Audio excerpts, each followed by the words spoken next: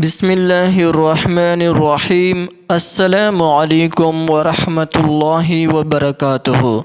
ډیر محترم ورونو، نن د هغه ورونو د پاره چې هغوی نه خلک نفرت کوي، یعنی مینه او محبت ورسره نه کوي، هر چا باندې بد لګي، د هغوی دپاره ښکلې مزیداره وظیفه م راوړې ده. که دا وظیفه څوک هم کوي، ټول د الله مخلوق به په هغه باندې مهربانه وي. هر یو کس به ورسره د زړه نه مینه کوي، په هر چا باندې به ګران او خوږ لګي.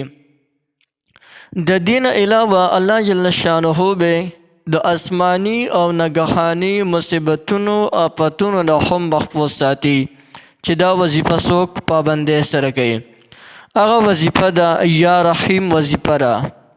ډېره اسانه وظیفه ده، یا رحیم و یا رحیم و یا رحیم.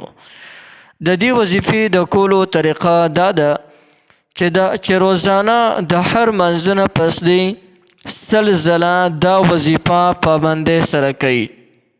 د هر فرض منځ نه پس دی 100 ځله کوي. دا په ورځ کې 500 کرته راځي.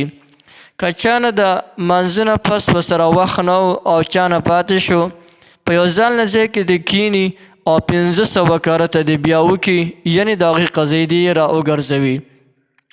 دا وظیفه روزانه کوي انشاءالله چې د دې په برکت باندې به ورسره ټول د الله جل شانه مخلوق د زړه نه مینه کوي.